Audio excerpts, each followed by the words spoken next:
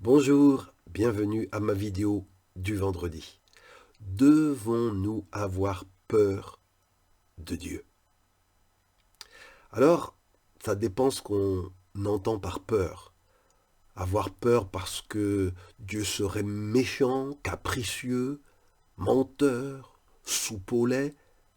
Non, non, on ne doit pas avoir peur de Dieu. Dieu est fidèle, juste, il est amour, il tient ses promesses, elles sont sûres et certaines. Maintenant, si on entend par crainte, devons-nous avoir la crainte de Dieu car il est saint, car il est juste, car il est puissant, car il est glorieux? Alors là, la réponse est oui. Et cette réponse, elle est dans les Écritures. Je voudrais vous citer juste deux exemples. D'abord, dans le Nouveau Testament, l'exemple d'Ananias et Saphira. Vous savez ce qui s'est passé, comment Dieu a jugé le mensonge de ce couple. Ils ont menti à l'Esprit Saint, ils ont menti à l'Église. Et Dieu les a frappés. Et il est dit, on lit dans Actes des Apôtres, chapitre 5, verset 11, que toute l'Église et tous ceux qui apprennent ce qui s'est passé ont très peur. Dès le début de l'Église, il y a eu une prise de conscience que Dieu, c'est pas le copain comme ça, c'est un Dieu proche, un Dieu tendre, un Dieu gentil, mais c'est aussi un Dieu très saint. On ne peut pas lui mentir, c'est grave de mentir à Dieu, de tricher. Dieu est saint, il est le mal. Et cette crainte a marqué la vie de la première Église. Et un autre exemple dans l'Ancien Testament, c'est l'exemple d'Ouza. Quand David, le roi, a voulu ramener l'arche de Dieu à Jérusalem, dans la cité de David, il est dit qu'ils ont transporté cette arche de manière un peu olé olé, sans suivre les recommandations, les commandements de Dieu. Et là, il y a eu un incident avec le chariot et Ouza a voulu tendre la main pour retenir le coffre et la sainteté de Dieu, le feu dévorant de Dieu l'a consumé. Et il est écrit que David, le roi, va être bouleversé parce que Dieu a brisé la vie de Ouza. Et il est dit que ce jour-là, David a peur de Dieu. Dans le Nouveau Testament, les gens avaient la crainte, cette crainte-là de Dieu. Et David, dans l'Ancien Testament, il a eu une expérience où il a réalisé la sainteté de Dieu, que Dieu est aussi un feu dévorant, qu'on ne peut pas jouer avec Dieu, que Dieu, on doit le prendre au sérieux, respecter ses paroles. Et il est dit que David va dire, je ne peux pas recevoir chez moi le coffre de Dieu. Il n'avait pas imaginé ce que c'était que d'être dans la présence d'un Dieu très saint. Il voyait juste le côté bénédiction, il ne voyait pas le côté juste aussi exigence que cela réclame que Dieu habite à côté de son palais.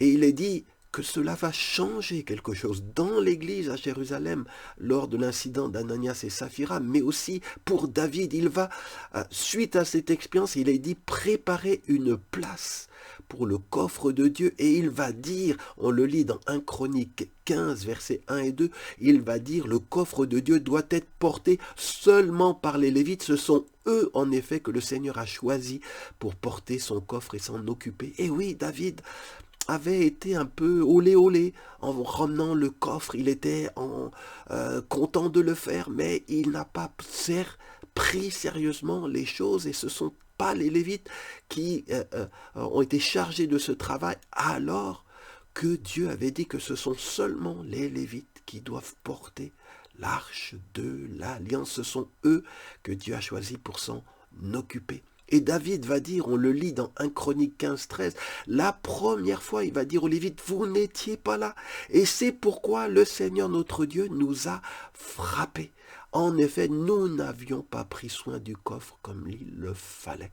Voyez-vous, il y a eu une prise de conscience. chez David, suite à cet événement, qu'il faut prendre soin de faire les choses comme il faut, car notre Dieu est grand, bon, mais il est aussi sévère dans ses exigences.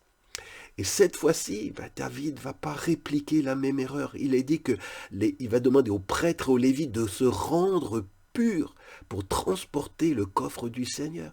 Et que les lévites vont transporter le coffre, cette fois-ci, non pas sur un chariot tiré par des bœufs, mais avec des barres placées sur les épaules des lévites. C'est ce que Moïse avait commandé de faire de la part du Seigneur. 1 Chronique 15, 14 et 15, 1 Chronique 15, 14, 15. Alors ne bricole pas en faisant les choses. Oui, Dieu a dit, mais moi, bon, je vais m'arranger, je vais aller un peu plus vite, je vais simplifier les choses. Non, Dieu, on doit l'honorer. Et l'honorer, c'est aussi craindre sa sainteté, sa justice. C'est respecter sa parole, ses commandements. Et il est dit, on le lit dans 1 Chronique 15, 22, que Kenania, qui était le chef des Lévites, chargé de porter le coffre, va surveiller cette fois-ci ce transport parce que lui savait comment faire. La première fois, ils n'ont pas pris les consignes, ils n'ont pas respecté les consignes, mais cette fois-ci, ils ont appris la leçon. Et ils ne vont pas recommencer 2 fois la même bêtise. Alors, bien-aimés, par ces 2 exemples, Dieu nous demande de croire en son amour, en sa bonté, mais aussi de respecter sa sainteté. Et que dans notre cœur, dans nos églises, nous devons retrouver, si nous l'avons perdu, la crainte de Dieu, comme David a reçu la crainte de Dieu, comme les premières églises ont reçu la crainte de Dieu. Vous savez, il y a un chant qu'on chante, qu'on aime, qui dit « Que ta gloire revienne, Seigneur, dans l'église. Que ta gloire revienne, que ta gloire revienne, que ta gloire revienne dans l'église. » Eh bien moi, je crois aussi, par les temps d'aujourd'hui, il y a ce chant qu'on aurait besoin de chanter. Que ta crainte revienne, que ta crainte revienne, que ta crainte revienne dans ton église. C'est ma prière. Toi qui m'as écouté, que nous ne soyons pas trouvés légers, que nous ayons la révérence pour Dieu, que nous honorions Dieu plus que toute autre personne, en ayant un saint respect pour lui. Alors je prie, Seigneur, par les temps d'aujourd'hui, qu'une sainte crainte revienne parmi tes enfants et dans ton Église, que tu sois respecté et honoré et non pas traité à la légère, superficiellement. Je le demande pour ta gloire, Seigneur, au nom de Jésus. Amen. Bien-aimés, je vous donne rendez-vous vendredi prochain pour un nouveau message.